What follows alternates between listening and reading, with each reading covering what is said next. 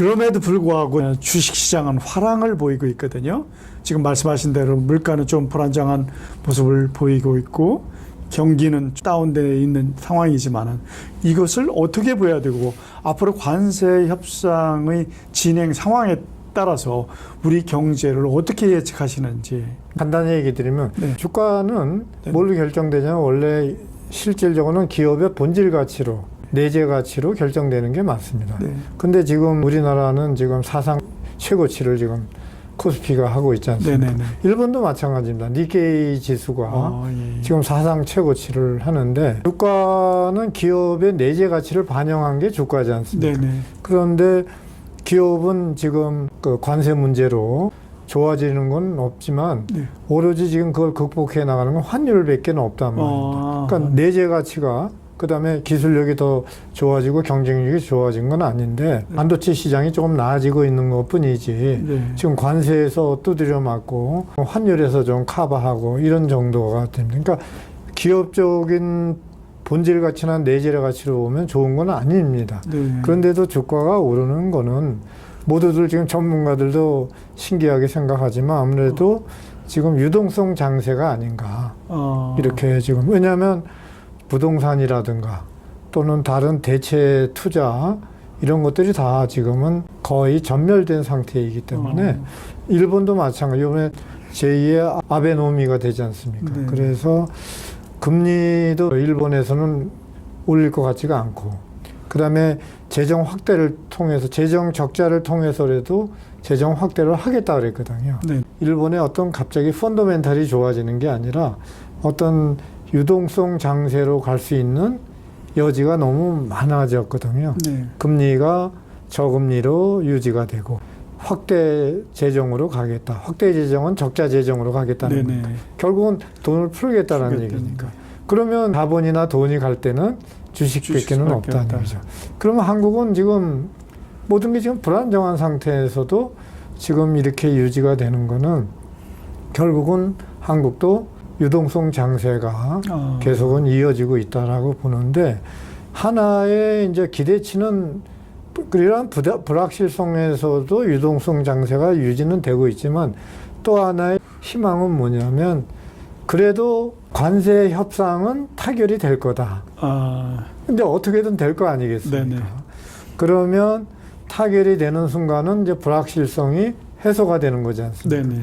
그러면 한국의 PBR이라든가 이런 이제 퍼라든가 PER이라든가 이러한 그 주가 지수를 평가하는 지표들이 우리나라가 저평가되어 있는 상태이기 예. 때문에 그러한 것이 이제 안정이 되면 나아질 거라고 하는 이제 희망과 네.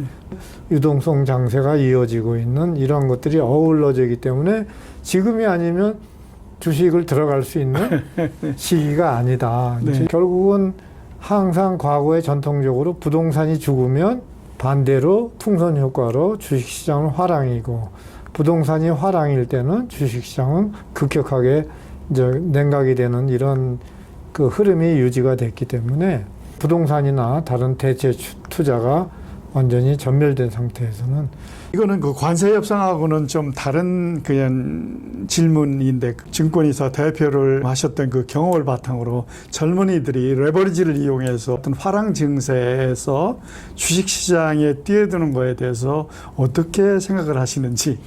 글쎄 이거는 저는 증권회사에서 오랫동안 몸담고 여러 가지를 경험했지만 꼭 젊은이들한테 얘기 드리고 싶은 거는 기업의 내재 가치보다는 자꾸 단기적인 투자, 단기적으로 수익을 내려고 하는 거에 주식 시장을 보는 경우가 많이 있고, 그 다음에 어떤 그 화제거리가 되는 흐름에 너무 우리가 이제 주식 투자를 하는 경우가 있는데, 단타로 이긴다는 거는 유행이고, 주식은 절대 단기간, 한 달 내, 뭐 석 달 내 이렇게는 부디 하지 마시라고 얘기를 드리고 적어도 1년 이상 기업의 흐름을 보고 그 기업의 어떤 성장을 기대를 가지고 확신을 가지고 해야지 일주일에 20% 먹었다 뭐 한 달에 뭐 30% 먹었다 이런 자본시장이나 주식시장은 아까 얘기 드린 대로 기업의 주가는 기업의 내재 가치, 본질 가치인데 그거가 투기 장세가 돼서는 네. 내가 단타로 해가지고 주식시장을 접한다는 거는 저는 하지 말라고 얘기를 하고 더더군다나 단기 단타 매매를 하면서 그걸 신용으로 한다는 거는 네.